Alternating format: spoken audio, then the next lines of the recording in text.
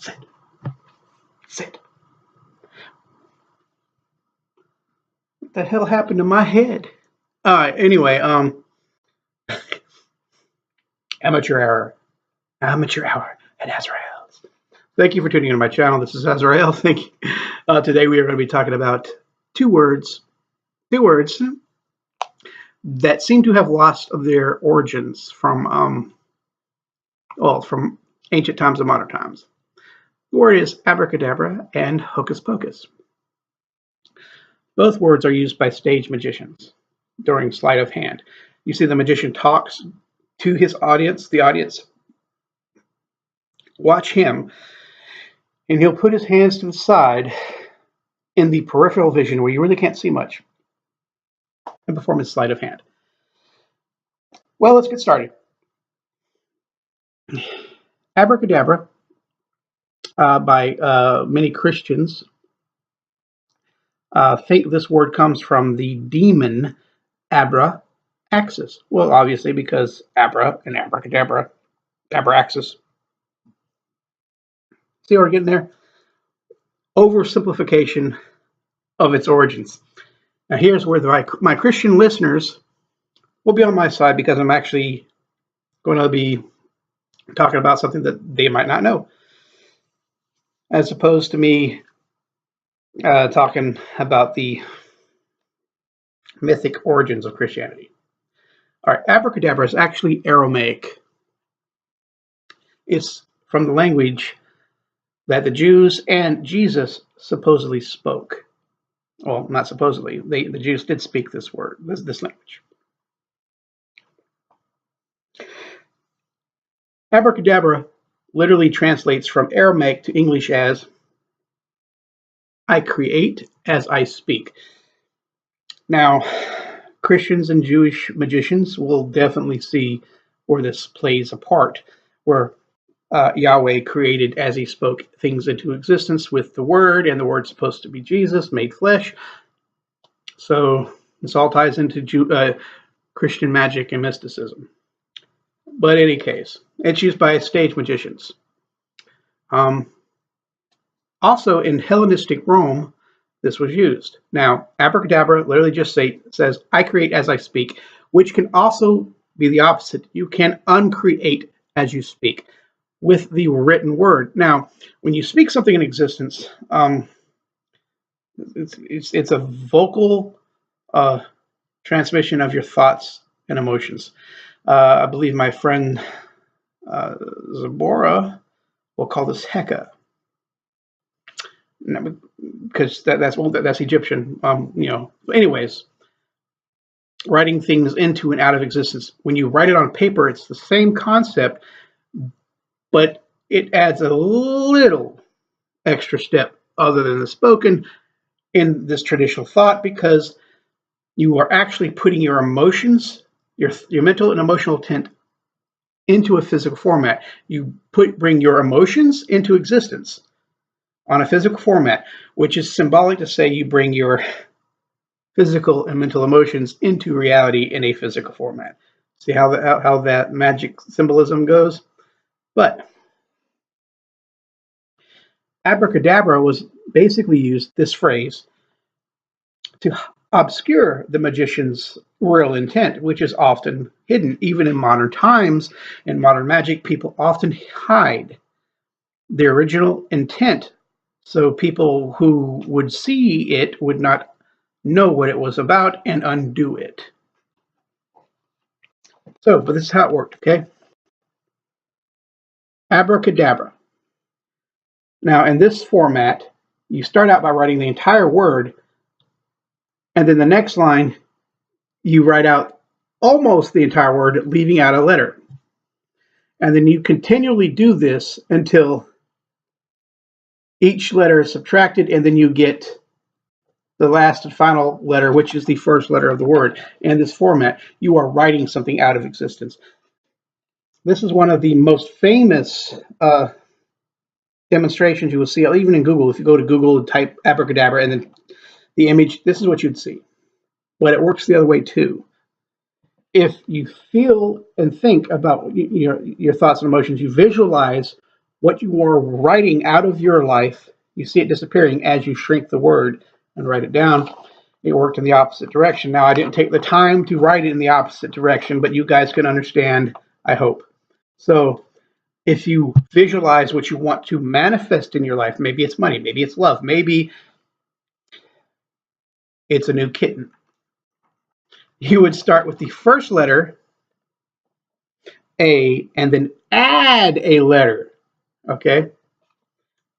You would add a letter every time you write it until you wrote the full word abracadabra. And when you write the full word, you actually see what you're wanting to be in full existence. All right.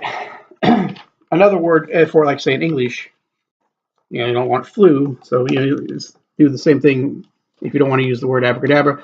Flu, FLUE, FLU, FLF.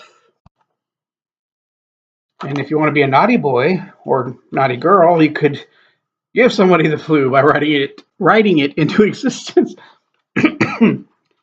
Okay, hocus pocus, the next word.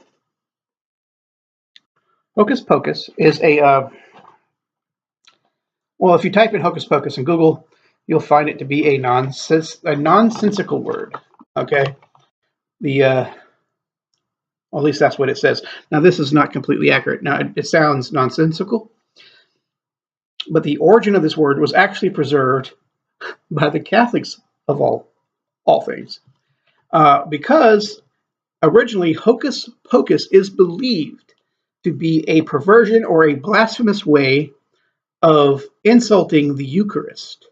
You see, when the priest holds it up now, and I don't speak Latin, when I was a Protestant, I joined a Catholic church because I was studying the Bible and studying history. And then I left the Catholic Church because I studied history and the Bible. The further I got in it, but most Catholic Church will only say a few Latin words: Kyrie eleison, Christe eleison, God have mercy, Christ have mercy. But in the Mass, they will say, "This is my body, and this is my blood."